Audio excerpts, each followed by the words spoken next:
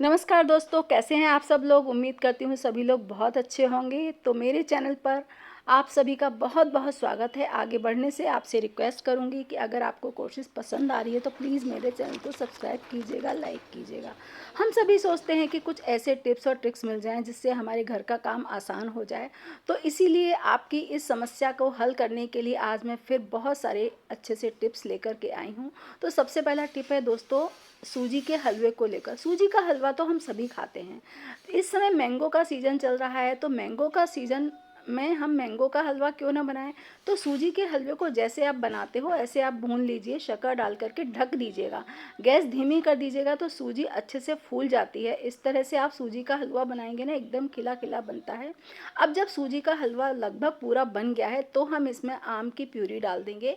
कोई भी आम जो आप खाते हो, बस लंगड़ा मत लीजिएगा, रेशे वाला आम मत लीजिएगा। इसके लिए दशहरी सबसे बेस्ट रहता है। प्यूरी डाल करके इसको आप थोड़ा सा फिर से ढक दीजिए और थोड़ी ही देर में आप देखेंगे कितना बढ़िया सा हलवा बन करके तैयार हुआ है। अगर आप एक डिफरेंट टेस्ट देना चाहते हैं अपने खाने को तो ये मैंगो का हलवा, मैंगो सूजी हलवा बहुत ही शानदार डिश है। नेक्स्ट टिप है दोस्तों, कटहल के अचार को लेकर। इस समय अचार कटहल खूब आ रहा है और हम सभी अचार डालना चाहते हैं। तो मैंने कटहल को थोड़ा सा स्टीम कर लिया था। उसके बाद आप सरसों के गर्म तेल में कटहल को डाल दीजिए, आँच को धीमा कर दीजिए और इसको ढक दीजिए। ढकने से क्या होता है ना दोस्तों, कि जो हमारा कटहल है वो और अच्छी तरह गल जाता है और इसके बाद में ना इसमें नमी नहीं रहती है। तेल में डालना इसीलिए ज़रूरी होता है कि इसकी जो नमी है वो पूरी तरह से ख़त्म हो जाए। भाप में आप नहीं भी स्टीम करना चाहते हो ना तो भी आप डायरेक्ट भी इसमें डालोगे तो भी इसकी नमी ख़त्म हो जाती है। और फिर आप इसमें गर्म में ही अचार का मसाला डाल दीजिए, अच्छे से चला दीजिए और फिर थोड़ी देर ढककर रख दीजिए। जब ठंडा हो जाए तो विनेगर मिला करके डिब्बे में भर दीजिए। आपका अचार साल भर तक भी ख़राब नहीं होगा। नेक्स्ट टिप है दोस्तों कि जब भी हम दूध गर्म करते हैं ना तो तली में अक्सर चिपक जाता है, दूध लग जाता है। इसके लिए आपको क्या करना है कि गर्म भगोनी में पहले आप थोड़ा सा पानी डाल दीजिए और उसके बाद आप दूध डालेंगे ना, आपका दूध बिल्कुल भी नहीं जलेगा, तले में बिल्कुल भी नहीं चिपकेगा। आप भले ही चलाएं या ना चलाएं। नेक्स्ट पे दोस्तों दूध को लेकर ही है। जैसे दूध के पैकेट्स हम सबके घरों में आते हैं, कई बार एक दो दिन या दो दो तीन तीन दिन तक हम दूध को गर्म नहीं कर पाते हैं तो जो इसकी क्रीम होती है ना वो एक साइड में इकट्ठी हो जाती है। फिर जब आप दूध को गर्म करते हैं तो वो क्रीम आपके पैकेट में ही चिपकी रह जाती है। इसके लिए आप क्या करो कि पैकेट को इस तरह से हिलाइए, चारों तरफ चारों कोनों को पकड़कर, तो जो क्रीम है वो पूरी तरह से दूध में मिक्स हो जाती है और फिर आप दूध को गर्म होने के लिए रख। नेक्स्ट टिप है दोस्तों नमक को लेकर। जैसे कि बारिश का मौसम चल रहा है, ऐसे में नमक है ना ऐसा सीला सीला हो जाता है, गीला गीला सा दिखने लगता है। तो इस समस्या से छुटकारा पाने के लिए आपको क्या करना है, नमक को आप एक माइक्रोवेव सेफ बाउल में डालिए और डालने के बाद में इसे 1 मिनट के लिए माइक्रोवेव में रख दीजिए।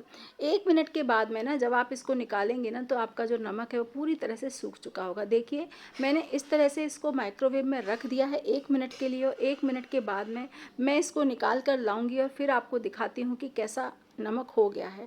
और दोस्तों यदि आप मेरे चैनल पर नए हैं तो प्लीज़ मेरे चैनल को सब्सक्राइब कीजिएगा, लाइक कीजिएगा, शेयर कीजिएगा।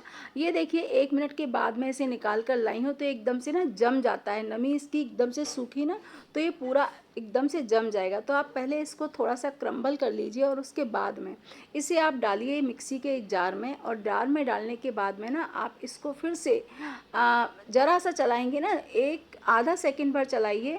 इतने में ही क्या होगा ना कि आपका जो नमक है एकदम रनी हो जाएगा, एकदम फ्लो वाला हो जाएगा। जैसा कि आप पैकेट से निकालते हैं बिल्कुल नमक वैसा ही हो जाएगा। फिर आप इसे किसी भी अपने जो डिब्बे में है भर करके प्रयोग कीजिए, नमी का कोई भी इफ़ेक्ट आपके नमक पर नहीं दिखेगा। नेक्स्ट टिप है दोस्तों धनिया को लेकर। इस समय जैसे कि बारिश में धनिया बहुत महंगा मिलता है, तो धनिया आप जब भी लेकर के आए हैं तो तुरंत उसको साफ़ कीजिए। इस तरह से डंठल थोड़े थोड़े तोड़ लीजिएगा और धनिया को फिर आप टिश्यू पेपर या एक पेपर लीजिए और इसके बाद में इस तरह से धनिया को रख कर डिब्बे में रख दीजिएगा ना और फिर आप इसे यूज़ करेंगे ना तो ये 10 दिन तक भी ख़राब नहीं होता। बारिश में क्या होता है कि गीला हो जाता है तो अगर आप साफ़ करके नहीं रखेंगे ना तो ये सड़ने लग जाता है और पूरा धनिया ख़राब हो जाता है। नेक्स्ट टिप है दोस्तों कि हम इस समय बारिश के दिन चल रहे हैं, चाय की पत्ती हम सबके घरों में यूज़ होती है, चाय तो बनती ही है दोस्तों। अब चाय की पत्ती हमारी ख़त्म हो जाए तो हम डब्बे में अपने में रिफ़िल करते ही हैं। रिफ़िल करने के बाद में इस तरह से आपने रिफ़िल कर लिया, रिफ़िल करने के बाद में जो हमारा डिब्बा रहता है, जो बड़ा पैकेट अगर आप लेकर के आए हो तो उसको कैसे सेफ़ रखा जाए, क्योंकि बारिश में ख़राब हो जाती है या कई बार चींटियाँ लग जाती हैं, नमी घुस जाती है। तो इस तरह से आप यूज़ करने के बाद में पैकेट जैसा बंद था वैसा ही बंद कीजिएगा, और बंद करने के बाद में इसके ऊपर लगा दीजिए टेप। टेप लगाने के बाद में आप क्या करिए, इसको फिर एक पॉलीथीन में रखिए और अच्छे से गांठ लगा करके ना पॉलीथीन में इस पैकेट को बंद कर दीजिए। फिर आप इसे रख दीजिए, इसमें सीलन का ज़रा सा भी प्रभाव नहीं होगा। बारिश में बहुत दिक्कत होती है चीज़ों को रखने में। अब आते हैं नेक्स्ट टिप की तरफ दोस्तों। तो जो नेक्स्ट टिप है हमारा टेप को लेकर ही है। टेप में क्या होता है कि इसके सिरे है ना, एक बार यूज़ करने के बाद अगर हम थोड़ा सा इसको सावधानी से ना रखें तो इसके सिरे ढूंढते रह जाओ, जैसे कि मैं अभी ढूंढ रही हूँ ना, सिरा नहीं मिल रहा है, सिरा ही नहीं मिलता है। तो अब मैंने क्या किया कि इसको थोड़ा सा खोला, इसको अब हमें कैंची से काट कर प्लेन कर लेना है, यानी इसकी जो किनारा है उसको एक जैसा कर लेंगे। इस तरह से मैंने कटा फटा जो था उसको निकाल दिया, और ये मैंने ली है यहाँ पर अगरबत्ती की काड़ी या अगरबत्ती की डंडी। अगर आप चाहें इसकी जगह टूथपिक ले सकते हो, कोई भी डंडी लेकर के इस तरह से लगा दीजिए, आपको टेप ढूंढने में ज़रा सी भी परेशानी नहीं होने वाली है। नेक्स्ट पे दोस्तों, इस समय बारिश का मौसम चल रहा है, मक्खी मच्छर हर जगह हो जाते हैं, अपने को देख के भी ना ऐसा लगता है कि बाप रे इनको कैसे भगाएं। तो मैंने एक नया तरीका निकाला, जो विनेगर होता है ना, विनेगर की खुशबू मच्छरों को बिल्कुल पसंद नहीं होती है। तो आप क्या कीजिए, कॉटन में लीजिए थोड़ा सा विनेगर, अच्छे से कम लग रहा था मुझे तो मैंने थोड़ा और लिया है, और इस तरह से 2 अगरबत्तियां लेकर इसमें अच्छे से डिप कर लीजिए। आप चाहें तो किसी चौड़े बर्तन में अगर विनेगर डालकर वहाँ पर डिप भी कर सकते हो। मैंने तो कॉटन में लगाकर अच्छे से इसके ऊपर लगा लिया है विनेगर, और इसके बाद में हम क्या करेंगे ना, विनेगर का इफ़ेक्ट इसमें आ जाएगा तो फिर हम इनको देंगे जला, और जला करके जहाँ पर भी मक्खी मच्छर हो रखे हैं ना, आप इसे जलाकर रख दीजिए। विनेगर की खुशबू से एक तो जो अगरबत्ती की खुशबू है वो आपको परेशान नहीं करेगी, और जो विनेगर की खुशबू है वो मच्छरों को परेशान करेगी, और मच्छर आपके घर से 9 दो 11 होने में देर नहीं लगाएंगे। तो ये थे मेरे दोस्तों आज के सभी टिप्स, आप इनको अपनाइए। अगर पसंद आते हैं तो प्लीज़ सब्सक्राइब कीजिएगा।